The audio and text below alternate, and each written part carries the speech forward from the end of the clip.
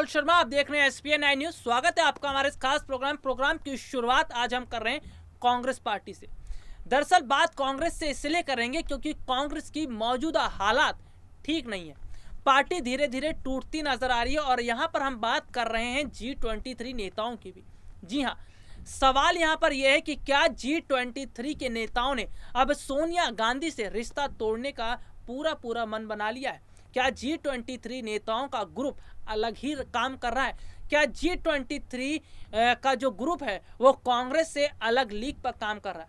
जी हाँ, दरअसल ये बात इसलिए बोले जा रहे हैं क्योंकि हाल ही में अचानक कपिल सिब्बल ने जो डिनर पार्टी आयोजित की, इस पार्टी में तमाम G23 के नेताओं को बुलाया गया। इसके साथ ही साथ कई रणनीतियां भी बनाई गई। ऐसे में देखने को ये मिल रहा है कि G23 नेताओं का ये एकजुट होना साफ तौर पर बताता है कि कांग्रेस पार्टी आलाकमान सोनिया गांधी के खिलाफ ये एक बार फिर खड़े हो गए हैं। दरअसल कांग्रेस पार्टी आलाकमान सोनिया गांधी ने जिस तरह इन G23 नेताओं को पूरी तरह दरकिनार कर दिया था और इन नेताओं को ना तो किसी कार्यक्रम में और ना ही चुनाव के दौरान इन्हें प्रचार प्रसार के लिए भेजा गया था, इससे साफ पता चल रहा था कि सोनिया गांधी इन G23 नेताओं से बहुत ज़्यादा खफा थी और यही वजह रही कि इन्होंने पूरी तरह पार्टी से इन नेताओं को निकाल दिया। भले ही ये नेता कांग्रेस में मौजूद है लेकिन ना के बराबर। अब आपको ये भी समझना पड़ेगा कि G23 नेताओं का ये ग्रुप आखिरकार अब एक बार फिर क्यों बगावती तेवर अपना रहा है। दरअसल अगर देखा जाए तो G23 ग्रुप के नेताओं को ऐसा लग रहा है कि सोनिया गांधी और राहुल जो रणनीति बना रहे हैं वो बेहद ही खराब रणनीति है, क्योंकि राहुल और सोनिया की रणनीति पहले भी विफल साबित रही है और जिस तरह की रणनीतियां वो बना रहे हैं वो आगामी समय में भी विफल साबित होगी। दरअसल राहुल और सोनिया का प्लान केवल और केवल अपने करीबी नेताओं को आगे बढ़ाना है और इसके साथ ही साथ पूरा जो फोकस है वो पार्टी महासचिव प्रियंका गांधी पर करना है।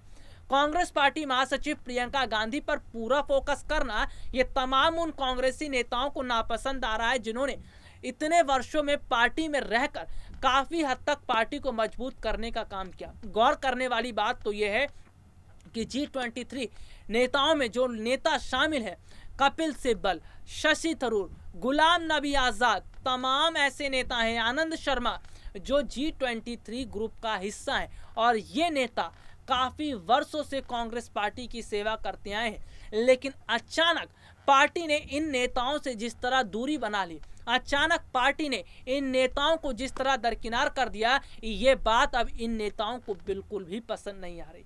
वैसे आपको बता दें कि फिलहाल मौजूदा समय की स्थिति कुछ इस तरह की बता रही है कि G23 ग्रुप एक अलग मोड़ पर आकर खड़ा हो गया है, यानी कि ये कांग्रेस की रणनीतियों के खिलाफ आकर खड़ा हो गया है और सोनिया और राहुल के फैसले को मानने से इनकार कर दिया है। यही वजह है कि सोनिया गांधी की घबराहट अब बहुत हद तक बढ़ गई है। सोनिया की यह घबराहट इसलिए और बढ़ गई है कि अगर कांग्रेस के इन बड़े नेताओं ने अपना अलग ग्रुप बना लिया तो इसका बहुत बड़ा फर्क चुनाव पर देखने को मिलेगा। हालांकि अगर बात करें तो चुनाव में अब सोनिया गांधी कोई गलती नहीं करना चाहती, क्योंकि ये ऐसे चुनाव है, अगर इन चुनाव में कांग्रेस ने गलती की और कांग्रेस का पलड़ा जहां भी कमजोर पड़ा, कांग्रेस धीरे धीरे लड़खड़ाती चली जाएगी। क्योंकि आगामी समय में उत्तर प्रदेश के अंदर विधानसभा चुनाव है, पंजाब के अंदर विधानसभा चुनाव है, गुजरात में भी विधानसभा चुनाव है और चलेंगे साल 2024 की तरफ तो वहां लोकसभा चुनाव है।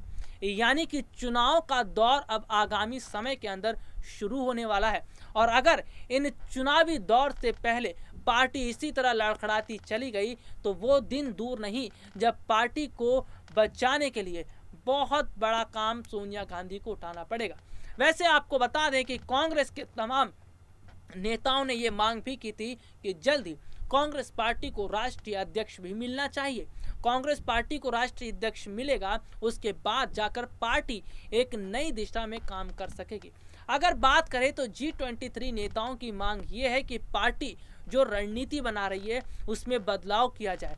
काफ़ी हद तक उसमें अगर बदलाव होता है तो स्थिति बहुत अच्छी रहेगी, लेकिन जिस तरह की स्थिति दिख रही है उससे साफ पता चल रहा है कि सोनिया गांधी किसी तरह के बदलाव करने के मूड में नहीं है। यानी कि सोनिया गांधी ना तो राहुल और प्रियंका पर भरोसा करना छोड़ सकती हैं और ना ही वो पार्टी पर। अगर देखा जाए तो सोनिया गांधी का पूरा फोकस अब राहुल प्रियंका पर ही है। सोनिया गांधी ये कोशिश कर रही है कि कांग्रेस के तमाम नेताओं को पीछे करते हुए राहुल और प्रियंका पर ही फोकस किया जाएगा तो इससे ही पार्टी को मजबूती मिलेगी।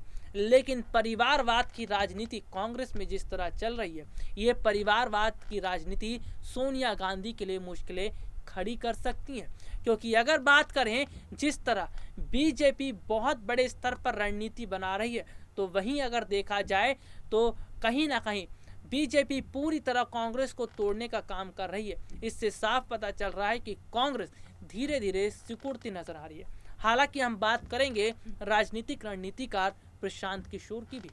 प्रशांत किशोर जो अभी कांग्रेस का साथ दे रहे थे, कांग्रेस के लिए अभी काम कर रहे थे, लेकिन अचानक प्रशांत किशोर ने भी कांग्रेस से दूरी बना ली। इससे साफ पता चल रहा था कि पार्टी आलाकमान सोनिया गांधी ने प्रशांत किशोर की शर्तों को मानने से भी मना कर दिया।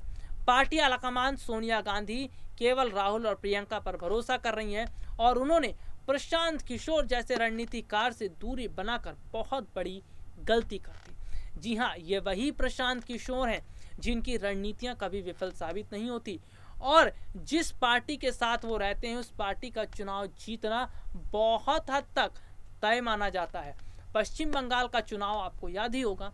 पश्चिम बंगाल चुनाव में जिस तरह से टीएमसी का साथ प्रशांत किशोर ने दिया, ममता बनर्जी की जीत हुई।